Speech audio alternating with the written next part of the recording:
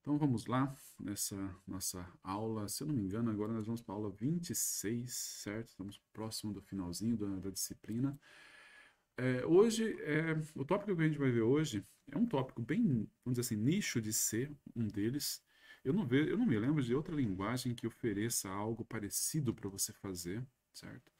E é um recurso que o pessoal que tem que trabalhar com bit acaba utilizando. Então, na verdade, a aula de hoje ela vai voltar a mexer com bit, que é um assunto que a gente viu lá atrás, no começo da disciplina. Meio que abandonou, vocês trabalharam um pouco com bit no trabalho, usando o trabalho do quarto, mas agora a gente vai dar uma ressuscitada nesse assunto dos bits aí, tá bom? Então, qual que é o problema? Qual que é o problema? Não, qual que é o ponto principal? Eu vou começar aqui. Ah, e qual é a temperatura aí em Uberaba? Entendeu? Aqui é, deixa eu olhar. 18? 18? Sério mesmo? Você é louco. Sério? Não faz frio aí, não? Ou isso é frio? Ah, a hora que eu acordei tava 11. Então, aqui tava 2, cara. Puta vida. Mas vamos lá. O que que a gente vai ver? A gente vai estar trabalhando nessa parte aqui, de novo, mexendo um pouco com bits, tá? E aí a gente vai ver duas coisas, duas estruturas, certo? Que existe em C. Não sei se existe em outra linguagem. Eu não conheço outra linguagem que ofereça isso, a menos que seja uma linguagem totalmente derivada de C, né? Mas não sei outra linguagem que ofereça a possibilidade de você fazer algo semelhante, tá? Bem, a primeira coisa, parece que não vai ter lá muita serventia, mas a gente vai aprender, por exemplo, a usar e depois a gente vai juntar isso com um outro conceito que daí dá para ver onde que a gente pode usar esse tipo de coisa, tá? É o seguinte, ah, o que que acontece quando eu vou declarar aqui, vamos lá, eu vou declarar duas variáveis, tá? Tá difícil até de digitar hoje aqui. Tô digitando, tá saindo tudo errado. Digitei duas variáveis aqui. O que que acontece quando você cria duas variáveis? Essas duas variáveis, elas estão aqui na memória principal, certo? Na memória global, ok? E aí, o que que o compilador tem que fazer? Ele tem que separar espaço para colocar um inteiro, sei lá, 4 bytes, e espaço para colocar um float. Correto, Matheus? Correto.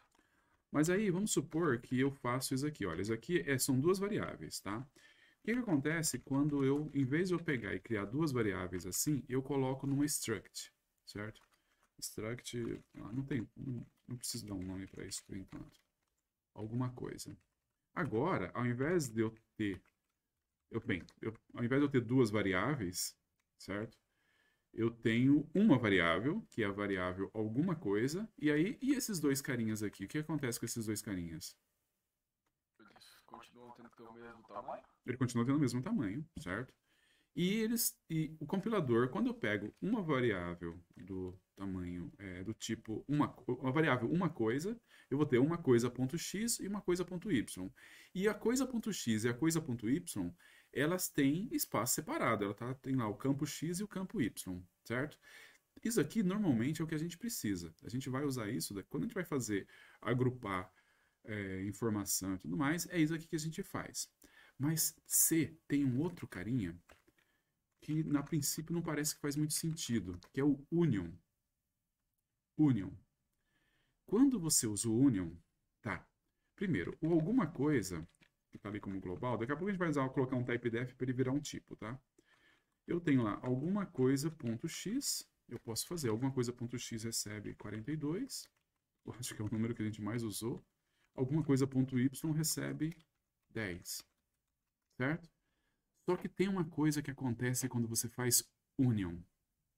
O compilador não separa espaço para as duas variáveis.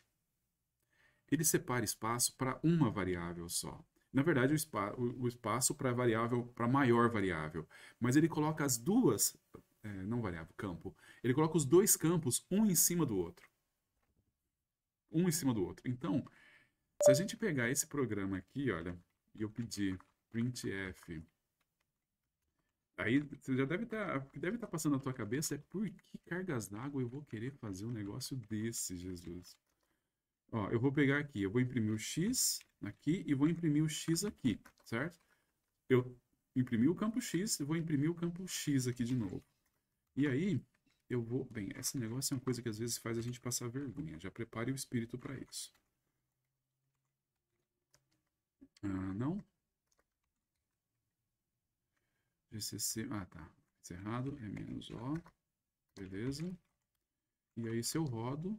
Olha lá.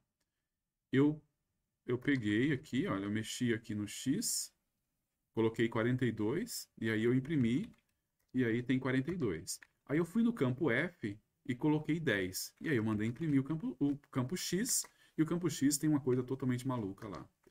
Repara que eu vou só vou desfazer aqui, deixando como struct. Quando eu colocar como struct, aí ele vai ter o comportamento que a gente espera. 42, 42. Quando eu vim aqui nessa linha, que é a linha na linha 12, e eu troquei o F para receber 10, ele está fazendo o campo F receber 10, que é um lugar totalmente separado do campo X. Eles não estão juntos, eles não estão misturados. Quando você faz union, não. Quando você faz union, você está dizendo assim, olha, esses dois caras, eles podem ficar um em cima do outro, certo? Um em cima do outro. Então aí, quando eu pego, uso esse daqui, quando eu vou lá na linha 10 e eu faço receber 42, ele vai pegar e coloca 42 em cima do X. Quando eu vou na linha 12 aqui e faço 10 em cima do F, ele coloca o 10 em cima do F. Mas o F também está em cima de onde está o X. E aí, na hora que eu peço para ver o X bagunçou, mudou tudo, certo? Se eu pedir para ver o que está no F, vai estar valendo o 10. Ó, o que deve aparecer aqui? Deve aparecer 42, uma bagunça e 10. 10.0. Tá lá, certo? Se eu pegar e vier aqui e fizer alguma coisa X receber, sei lá, 15 e pedir para ver o F, agora o F bagunçou de novo. Se eu pedir para ver o X está com 15, mas o F não. Olha lá, o F ficou com 0, tá? Beleza. Isso daí é o union. Agora a pergunta que você deve estar fazendo na sua cabeça aí. Para que eu vou usar um negócio desse? Que ocorre alguma situação onde você usaria algo parecido com isso, Matheus? Não, Alex. Não pensei em nada que isso ia ser útil. Não parece ter nada de útil, né? Parece igual GoTo isso. Cara, o duro é que assim, é raramente usado, isso aqui não é tão usado assim também, tá? Mas você tem programas que você vai sentir, sei lá, certa necessidade de fazer as coisas com o Union. O Union tem duas situações onde a gente usa o Union. Duas situações. A primeira situação é a seguinte: o Union, você está usando, na verdade, o espaço de uma variável só, tá? Você não está usando duas variáveis, tá? Você pode ter 10 variáveis aqui. Um double D. Um char nome 10. Tá vendo? Todos esses carinhas aqui, todos eles um em cima do outro. Quando que a gente usa o union? Quando você tem uma situação aonde você sabe que para uma dada informação, para um dado item, para um aluno, para alguma coisa, você só precisa de um tipo da informação, certo? Você não precisa de todos eles simultaneamente. Você só vai precisar de um deles, tá? Qual é um exemplo disso daí? Imagine o seguinte, imagine que a gente vai refazer esse cara, vamos chamar union identificação. Identificação, certo? E a identificação, ela pode ser um char... Do filho, ó. Identificação. Oi? Você escreveu identificação. Ah, verdade. Identificação. Sei lá, ele pode ser um RG de tamanho 10. E ele pode ser um CPF com tamanho... O CPF tem 11. Alguma coisa assim, certo? E aí, como é que funciona? Tá, eu não vou ter os dois. Mas imaginem que eu só preciso de ter um dos dois. Ah, eu poderia ter o número USP também. Um char. Ou um número USP eu sei que pode ser um inteiro. Um NUSP. Entendeu? Eu, não, eu vou usar um dos três. Oi? BF também pode ser inteiro. CPF, mas não, tem aqueles dígitos de identificação, o dígito... Oi? CPF não é só número? É só número, mas o CPF você vai ver que, na verdade, os 9 primeiros números é uma coisa, os 2 últimos números são outra coisa, e normalmente é bom você tratar o CPF separado. O que você poderia fazer aqui é, o CPF poderia ser... tá, vamos lá. Vamos fazer assim, ó. O CPF é um struct, onde eu tenho int id e int verifica.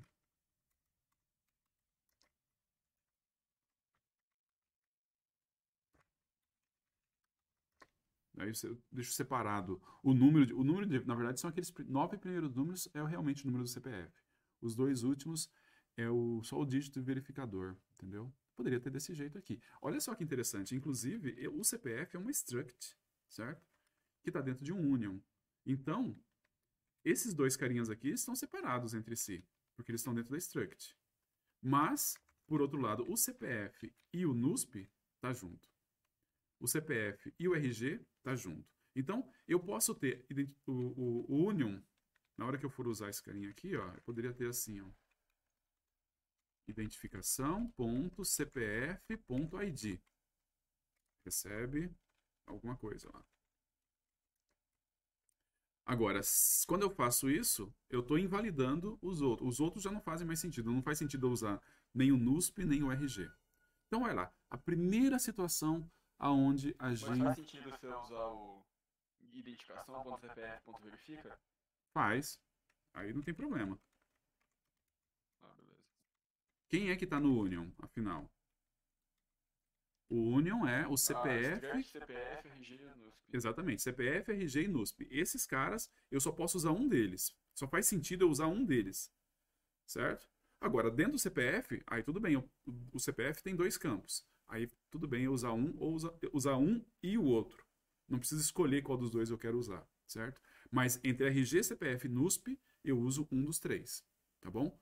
Então, uma das finalidades do Union, não é tão comum de usar, mas uma das finalidades do Union é quando você tem várias informações diferentes e você sabe que somente uma delas vai estar ativa, somente uma delas vai ser importante. Eu não sei, por exemplo, quando eu for fazer identificação, eu não sei se eu vou usar o RG, CPF ou USP, mas eu vou usar uma delas. E o seu programa tem que saber qual que é a que você está usando, tá? Na hora que você estiver fazendo o seu programa, você começar usando o NUSP e depois chavear para RG, isso aí não faz lá muito sentido. Você tem que decidir qual deles que você vai estar utilizando. Daí o programa todo segue usando aquilo lá. Você pode ter, tipo, um aluno você usa o CPF, no outro aluno você usa o RG, no outro aluno você usa o NUSP. Não tem problema. Cada aluno, eles são separados, cada aluno vai ter esses seus campos separados, isso aí também não é problema. A única coisa que você não pode fazer é, para uma identificação, cada um desses campos, eles são exclusivos. Você usa um e não deveria usar o outro, tá bom? Mas, de novo, é uma utilidade meio que rara, vamos dizer assim, tá? Por que isso aqui é raro? Porque existem outras soluções melhores para fazer isso. Por exemplo, em linguagens que permitem que você tenha polimorfismo, você tenha versões diferentes da estrutura e tal, eles resolvem isso. Isso aqui é o jeito que C resolveu isso lá atrás, quando nada dessas coisas aí se falava, tá? Tudo bem, Matheus? Acho que sim. Existe uma outra finalidade para o Union, que inclusive é a que a gente vai usar mais na aula de hoje. E é justamente quando você quer usar uma variável de 2 jeitos.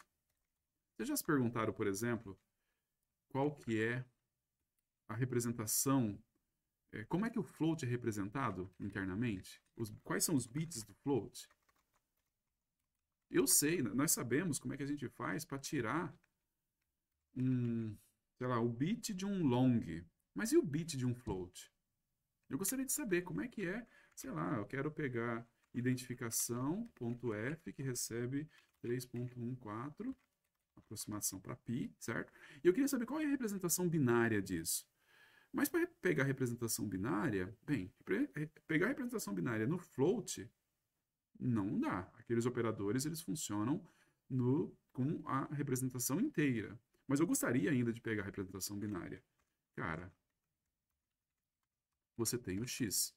O x é a maneira de você pegar o float como se ele fosse um long, certo? Então, o union também permite que você faça essas maracutaias, digamos assim. Eu tenho, eu coloco o valor de num formato e eu consigo manipular o valor em outro formato, sem ter que ficar fazendo muita tradução, muita, sabe, muita conversão, muito cast, muito... Não, não, não. Tranquilo, daqui para frente eu só vou mexer no X. Eu coloquei o Por isso valor que como F, diga. alguém falou ali no chat que isso é como ter dois endereços para o mesmo local. É mais ou menos isso mesmo? Exatamente. É duas variáveis que estão no mesmo local. Se você pegar, se você pegar aqui, por exemplo, ó, sabe o que a gente pode fazer? A gente pode fazer o seguinte, ó. A gente pode fazer int, não, não, int não, long ponteiro p que recebe o endereço de identificação x. E eu pego float ponteiro p2 que recebe, opa, eu vou ter que colocar o meu comercial aqui. Esse aqui. Certo? O P1 e o P2, apesar de ser ponteiros para tipos diferentes, para coisas diferentes, eles estão apontando para o mesmo lugar. Eles têm o mesmo valor, certo? Um eu uso como long, o outro eu uso como float, mas eles estão apontando para o mesmo lugar, tá bom? O que a gente tem, na verdade, aqui é uma maneira, olha só, é uma maneira, isso aí é o que vai ser útil na próxima gravação que a gente vai fazer, tá? Com outro recurso que a gente vai aprender. É uma maneira de você ter duas formas de você acessar a mesma posição de memória. Duas, não, N formas. Você pode ter 10 formas aí. Int, float, double, char, ponteiro, qualquer coisa ali dentro. Todos eles vão estar no mesmo lugar. E aí, lembrando, quando você está usando o Union, desse tipo aqui, o que dá errado é você colocar por um campo e tentar usar por outro. A menos que você saiba o que está fazendo. Ele não vai te impedir. Ele não vai te impedir disso. Você colocou como float no F e eu estou usando o X, que é um long. Ele não vai tentar te impedir. Ele acha que você sabe o que você está fazendo, tá? Tudo bem? Tranquilo, pessoal? Mais alguma Tranquilo. dúvida? Por enquanto, não. Beleza. Vamos lá, então. O que a gente vai... Vou parar.